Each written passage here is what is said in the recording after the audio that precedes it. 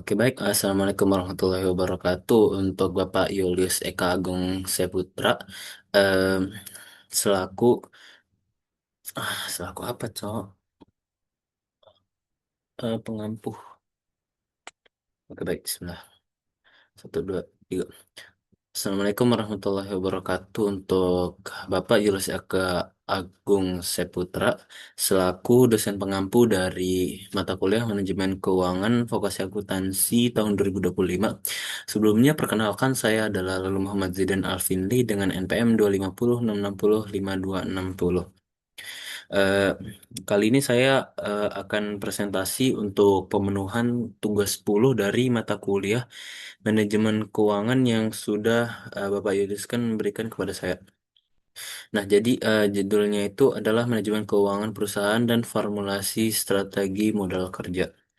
Oke, pada bagian satu di sini berisi prinsip dan fondasi dasar dari manajemen keuangan. Oke, untuk konsep manajemen keuangan itu sendiri adalah seni dan ilmu dalam merencanakan, mengalokasikan, mengawasi, serta mengoptimalkan sumber daya keuangan. Dalam manajemen keuangan sendiri itu mencakup mengenai perolehan dana, mencari pendanaan dengan biaya modal terendah, kemudian alokasi dana, menyalurkan modal pada aset yang memberikan tingkat pengembalian maksimal, kemudian efisiensi risiko. Ya, menjaga kestabilan neraca agar terhindar dari risiko kepailitan dalam siklus makroekonomi.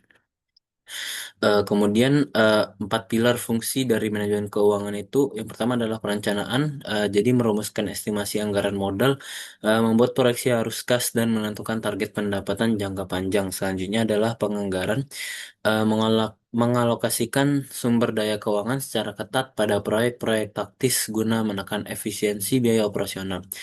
Kemudian adalah pengendalian, di mana memantau kepatuhan anggaran realisasi versus dengan target dan menganalisis jika terjadi deviasi atau selisih finansial. Kemudian pemeriksaan di mana melakukan audit internal untuk memastikan seluruh laporan sesuai standar akuntansi yang berlaku secara umum. Oke, lanjut. Dua keputusan finansial utama. Yang pertama adalah keputusan investasi, di mana alokasi dana pada aset produktif jangka pendek dan panjang.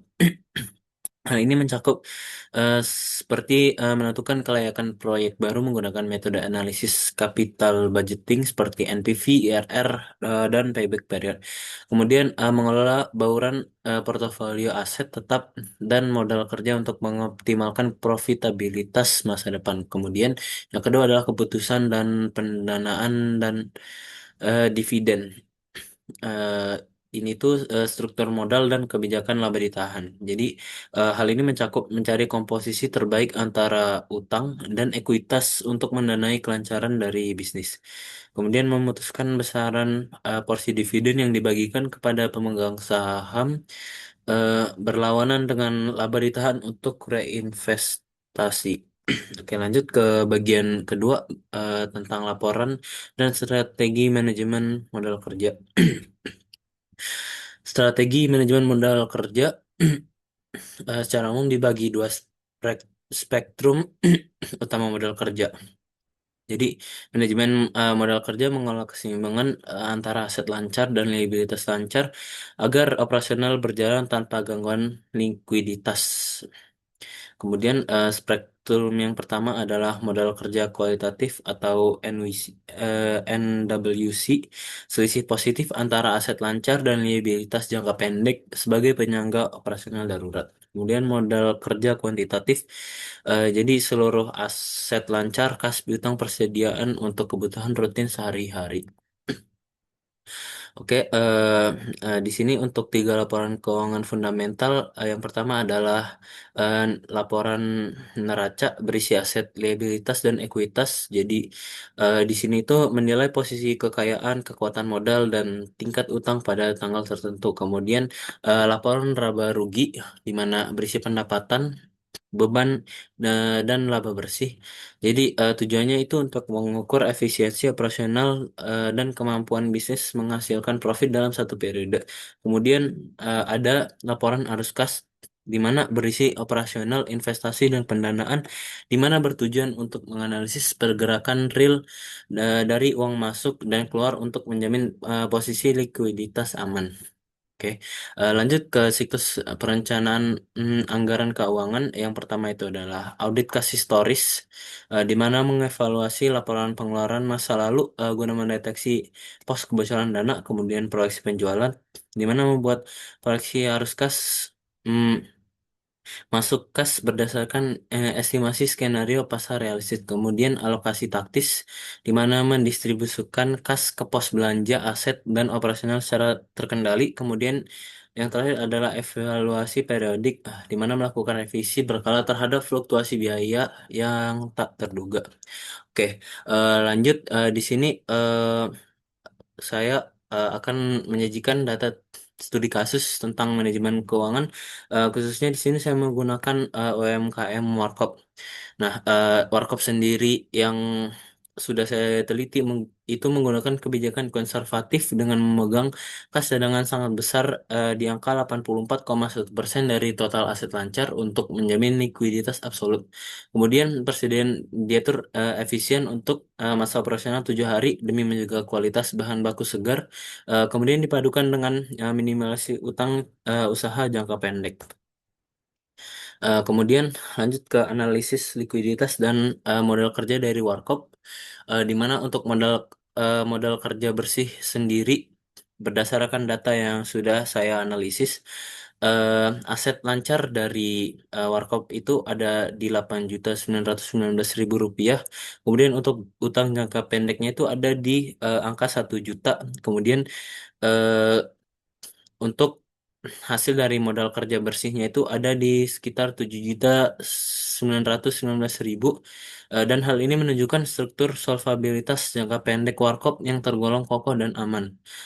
Kemudian di sini evaluasi dari mm, Warkop yang sudah saya analisis, di mana yang pertama itu adalah keamanan yang ekstrim, di mana kasnya itu melimpah, eh, ada di 7,5 juta, memberikan perlindungan terbaik terhadap penurunan daya beli masyarakat. Kemudian eh, risiko idle cash, kelemahan sistem ini adalah menumpuknya dana mengendap yang tidak diputar untuk ekspansi aset produktif.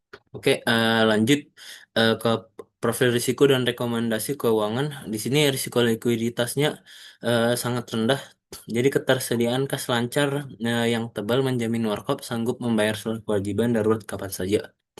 Kemudian eh, rekayasa idle cash menjadi aset.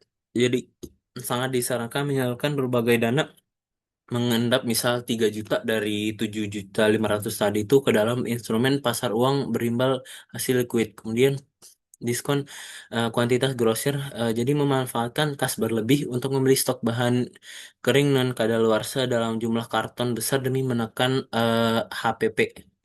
Kemudian optimalisasi siklus menjaga kestabilan penjualan tunai guna menghindari piutang pelanggan yang berpotensi menjadi sedikit macet. Oke, eh, untuk terakhir kesimpulan dari eh, semua yang sudah saya presentasikan ini adalah, jadi secara umum manajemen keuangan adalah proses strategis dalam merencanakan, mengelola, mengalokasikan, dan mengendalikan sumber daya keuangan untuk mencapai tujuan usaha sekaligus meminimalkan risiko finansial.